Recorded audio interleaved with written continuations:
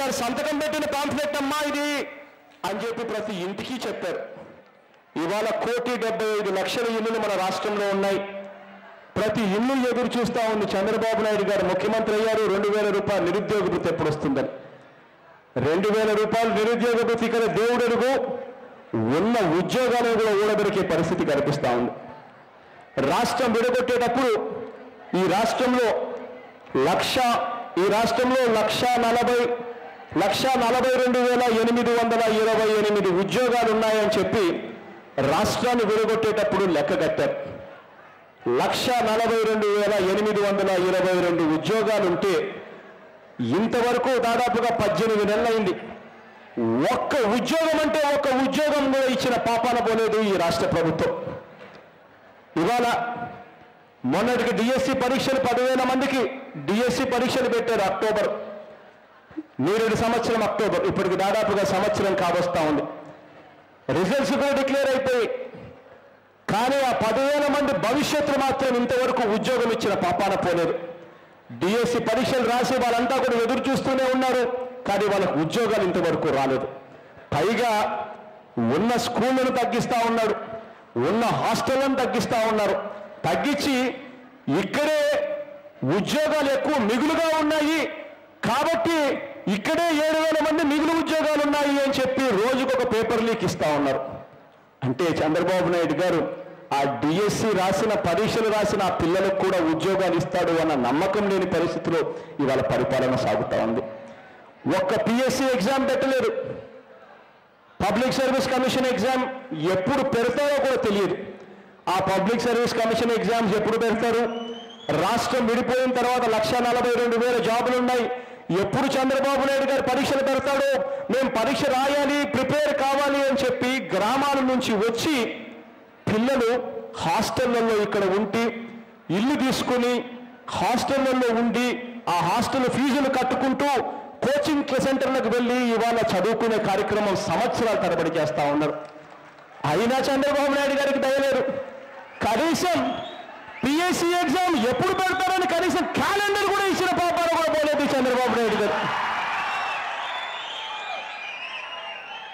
కొత్త ఉద్యోగాలు లేవు, ఉన్న ఉద్యోగాలు పీకుతున్నారు. కనీసం ఖాళీగా ఉన్న 1,42,000 గవర్నమెంట్ ఉద్యోగాలు కనీసం పరీక్షలు పెట్టి నింపే పరిస్థితి కూడా లేదు. ఇటువంటి పరిస్థితుల్లో చదువుకున్న ప్రతి పిల్లాడికి నిజంగా సంజీవినిగా కనిపించేది ఏమిటి అని అంటే ప్రత్యేక హోదా అన్న అంశం. నిజంగా చంద్రబాబు నాయుడు గారు గత చరిత్ర తీసినా కూడా ఏ రోజు చంద్రబాబు నాయుడు గారు పిల్లల గురించి వాళ్ళ ఉద్యోగాల గురించి ఆలోచన చేసిన దాఖలాలు లేవు. గతంలో చంద్రబాబు నాయుడు గారు ఇలా 2003-2004 బుక్ కూడా రిలీజ్ చేశారు.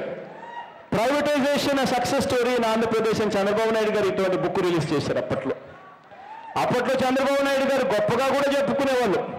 ఇలా చంద్రబాబు నాయుడు గారు ఫోటో పెట్టి కూడా ఇలా బుక్ రిలీజ్ చేశారు. చంద్రబాబు నాయుడు గారు అంత గొప్పగా చెప్పుకుని ఏం చెప్పుకున్నారో తెలుసా?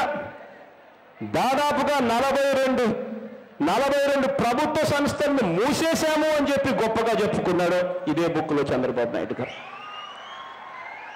ఏ రోజు కూడా వీళ్ళకు ఉద్యోగాలు ఇవ్వాలి, పిల్లల కోసం మంచి చేయాలి, ప్రభుత్వ రంగ సంస్థలు ఏదైనా బాగోలేకపోతే దాన్ని బలపరచాలి, ఆ ప్రభుత్వ రంగ సంస్థలు బలపరిచి వాళ్ళ ఉద్యోగాలకు గ్యారంటీ ఇవ్వాలి అన్న ఆలోచన ఏ రోజు చంద్రబాబు నాయుడు లేదు. అవకాశం వస్తే ఇదే చంద్రబాబు నాయుడు గారు ప్రభుత్వ రంగ సంస్థలను ఇంకా అధ్వానంగా చేసి అవి కూడా అమ్మేసే కార్యక్రమానికే మొగ్గు చూపుతారు, కానీ దాన్ని బలపరిచే కార్యక్రమం చేయడు. ఇవాళ ఇటువంటి దారుణమైన పరిస్థితుల్లో రాష్ట్రం ఉండి ప్రత్యేక హోదా కోసం ప్రతి ఒక్కరూ ఎదురు చూస్తూ ఉన్న పరిస్థితి కనిపిస్తూ ఉంటే ఇవాళ ప్రత్యేక హోదా గురించి మాట్లాడరు. పైగా ఉద్యోగాలను ఎలా ఊడబెరకాలి అన్న ఆలోచనలు ఎక్కువగా ఉన్నాయి. ఇంతవరకు యూనివర్సిటీస్లో 5,000 ఉద్యోగాలు ఖాళీగా ఉన్నాయి. యూనివర్సిటీస్లో టీచింగ్ స్టాఫ్ లేరు. 5,000 ఉద్యోగాలు ఖాళీగా పడున్న 18 నెలల నుంచి ముఖ్యమంత్రి గారు పట్టించుకోరు. కారణం ఆ యూనివర్సిటీలు దివాలా తీయాలి. కారణం అక్కడ చదువుకుంటా ఉన్న పిల్లలకు చదువు రాకుండా పోవాలి.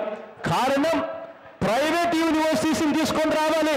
ప్రైవేట్ యూనివర్సిటీస్ని తీసుకొని వస్తే ఈ ప్రభుత్వానికి సంబంధించిన మనకున్న యూనివర్సిటీస్ పోవాలి అన్న దిక్కుమాలిన ఆలోచన. కారణం ఇదే చంద్రబాబు నాయుడు గారు ప్రైవేట్ యూనివర్సిటీలు తీసుకొస్తే అక్కడ కన్వీనర్ కోటా ఉండదు. కన్వీనర్ కోటా ఉండకపోతే ఫీజు రీయింబర్స్మెంట్ పథకమే ఉండదు. ఫీజు రీయింబర్స్మెంట్ పథకమే లేకపోతే గవర్నమెంట్కి చాలా డబ్బులు మిగులుతాయి. ఇటువంటి దిక్కుమాలిన ఆలోచనలు చేస్తారు. ఇదే ప్రైవేట్ యూనివర్సిటీలు తీసుకొస్తా ఉన్నాడు చంద్రబాబు నాయుడు గారు. ఎప్పుడైనా చంద్రబాబు నాయుడు గారు కనిపిస్తే గట్టిగా అడగండి, అయ్యా ప్రైవేట్ యూనివర్సిటీస్ తీసుకొస్తున్నారు, దానికి భూములు కూడా కేటాయిస్తారు, ఫ్రీగా ఇచ్చేస్తారు, డబ్బులు కూడా అవకాశం ఉంటే ఇస్తారు. ఇచ్చిన తర్వాత కనీసం లోకల్ కోటా ఇంతమంది పిల్లల్ని ఇక్కడి నుంచే తీసుకోవాలి అని చెప్పి కనీసం అడుగుతున్నారా చంద్రబాబు గారు అని గట్టిగా కూడా అడగండి. లోకల్ రిజర్వేషన్స్ ఉండవు. లోకల్ రిజర్వేషన్స్ కదా దేవుడు ఎరుగు. ఆంధ్ర రాష్ట్రానికి సంబంధించిన ఇంతమంది పిల్లలకు వీళ్ళకే ఇక్కడ స్టూడెంట్స్గా తీసుకోవాలన్న లోకల్ రిజర్వేషన్స్ కూడా ఉండవు. రీజనల్ రిజర్వేషన్స్ కదా దేవుడు ఎరుగు. లోకల్ రిజర్వేషన్స్ కూడా ఉండవు. అయినా చంద్రబాబు నాయుడు గారు ఈ ప్రైవేట్ యూనివర్సిటీస్ని తీసుకొచ్చే కార్యక్రమం, దాంట్లో భాగంగా 5,000 మంది ఇవాళకి కూడా టీచింగ్ స్టాఫ్ లేకపోయినా పట్టించుకునే పరిస్థితి లేదు. ఇవాళ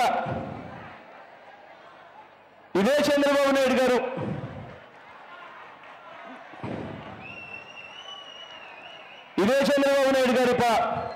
మొన్న విశాఖపట్నంలో మనం అంతా కూడా చూసాం. హాస్టళ్ళు మూసేస్తా ఉన్నారు, హాస్టల్లో ఫెసిలిటీస్ సరిగ్గా లేవు, ఫీజు రీయింబర్స్మెంట్ 7 సంవత్సరానికి సంబంధించిన ఫీజు రీయింబర్స్మెంట్ ఈ సంవత్సరం కడతారు, దాన్ని మార్పు చేసి ఏ సంవత్సరానికి సంబంధించిన ఫీజు రీయింబర్స్మెంట్ అదే సంవత్సరానికే కట్టాలి అన్న ఆలోచన కూడా చేయరు. ఇటువంటి సమస్యల మీద విద్యార్థులందరూ కూడా వెళ్ళి స్కాలర్షిప్లు సరిపోవడం లేదు పెంచండి అని చెప్పి ఇటువంటి సమస్యల మీద విద్యార్థులు వెళ్ళి ఏపీఎస్ఎఫ్ తరఫున గొడవ చేస్తే, ధర్నా కార్యక్రమాలు చేస్తే నిర్దాక్షిణ్యంగా వ్యాన్లలో వేసి ఎక్కించుకుంటా పోతా ఉన్నారు. కనీసం పిల్లలను కూడా లెక్క లేకుండా మనమంతా విశాఖపట్నంలో ఇక్కడే చూసాం. ఇవాళ ఇంతటి దారుణంగా పరిపాలన చేస్తూ ఉన్నారు, కానీ ప్రత్యేక హోదా గురించి మాట్లాడరు. పైగా ఈ మధ్యకాలంలోనే మనం అంతా కూడా చూసిట్టాం. ఈ మధ్యకాలంలోనే చంద్రబాబు నాయుడు గారికి ప్రపంచ బ్యాంకు మమ్మల్ని నెంబర్ 2 కింద మాకు రేటింగ్ ఇచ్చారు అని ఈ మధ్యకాలంలోనే ఫైనాన్స్ మినిస్టర్ యనమల రామకృష్ణ గారి స్టేట్మెంట్. చంద్రబాబు నాయుడు గారు ఏదో పెద్ద ఘనకార్యం చేసినట్టుగా ఈ మధ్యకాలంలో ఎక్కువగా చెప్పుకుంటా ఉన్నారు. ఒక్కటి, ఈ చంద్రబాబు నాయుడు గారు ఎలా మిస్లీడ్ చేస్తారు అని అంటే, చంద్రబాబు నాయుడు గారు ఎలా మోసం చేస్తారు అని అంటే, నిజంగా ఆ రెండో స్థానం వచ్చిన స్టేట్మెంట్ చూస్తే ఇది ఎవరు రెండో స్థానం ఇచ్చారు అని అంటే, వరల్డ్ బ్యాంక్ ఈ మధ్యకాలంలోనే ఒక రిపోర్ట్ ఇచ్చింది. ఆ రిపోర్ట్లో భాగస్వాములు ఎవరెవరంటే డిపిప్ అంటే department of industrial promotion union industry ministry, KPMG అనే సంస్థ, CII, వీళ్ళు వరల్డ్ బ్యాంక్ వాళ్ళు అంతా కలిసి ఈ రిపోర్ట్ తయారు చేశారు.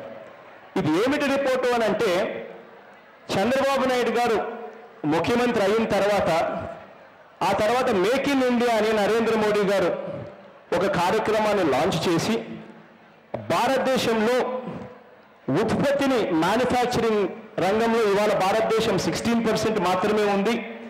ఈ ఉత్పత్తి రంగాన్ని చైనా 43%తోనూ, థాయిలాండ్ 35%తోనూ, ఇండోనేషియా 26%తోనూ, మలేషియాలో 25%తో ఉన్నాయి. వాటితో పోటీ పడాలి అని చెప్పి మేక్ ఇన్ ఇండియా కాన్సెప్ట్ తీసుకొచ్చి, ఆ మేక్ ఇన్ ఇండియా కాన్సెప్ట్లో నరేంద్ర మోడీ గారు అందరి చీఫ్ సెక్రటరీలను పిలిచి, అన్ని రాష్ట్రాల చీఫ్ సెక్రటరీని పిలిచి 98 పాయింట్లకు వాళ్లకు 98 పాయింట్లు ఇచ్చాడు. ఇచ్చి ఈ 98 పాయింట్లు ఏ రాష్ట్రమైనా కూడా ఎంత జాగ్రత్తగా ఎంత త్వరగా చేస్తుందో చెప్పండి అన్నారు. చాలామంది ముఖ్యమంత్రులు 98 పాయింట్లు నరేంద్ర మోడీ గారు ఆ రోజు చెప్పిన పాయింట్ చూసి భయపడ్డారు. ఎందుకు భయపడ్డారంటే, దాంట్లో ఉన్నది లేబర్ రిఫార్మ్స్. అంటే దాని అర్థం పనిచేస్తూ ఉన్న వాళ్ళను నిర్దాక్షిణ్యంగా తీసే అధికారం కంపెనీలకు ఇచ్చేశారు. ఇంతకుముందు యూనియన్లు ఉండేటివి, ఇప్పుడు యూనియన్లు ఉండవట. 10% మంది ఉంటేనే యూనియన్లు ఉంటాయట. ఇటువంటి అన్యాయమైన కొన్ని షరతులన్నీ కూడా ఉంటే, అటువంటి ల్యాండ్ రిఫార్మ్స్, అటువంటి లేబర్ రిఫార్మ్స్ అన్నీ ఉంటే చాలామంది ముఖ్యమంత్రులు భయపడ్డారు. సంతకాలు పెట్టి ఇచ్చేశాము అని అంటే పరిస్థితి ఏమిటి, ప్రజలు కోపడతారని. కానీ మన చంద్రబాబు నాయుడు గారు మాత్రం లెఫ్ట్ రైట్ సెంటర్ సంతకాలు పెట్టేశారు. మనం అంతా కూడా చూస్తూనే ఉంటాం. పోయేదేమీ లేదు ఆయనకు. భోగాపురం అని మనం చూస్తూ ఉన్నాం. భూములు తీసుకుంటాడు, తీసుకొని ప్రైవేట్ వాళ్ళకు అంతకన్నా ఎక్కువకు అమ్మేస్తాడు. పోయేదేముంది, చంద్రబాబు నాయుడు గారు జోబిలోకి డబ్బు వస్తుంది కదా అని చంద్రబాబు నాయుడు గారు లెఫ్ట్ రైట్ సెంటర్ సంతకం పెడతారు. జ్యోతిష్యం చెప్పారు, నేను ముఖ్యమంత్రి అయిపోతాను. ఇదేంటి సార్, జ్యోతిష్యాలు మంత్రాలకు ఎంతకాయలు రాలవా దశ?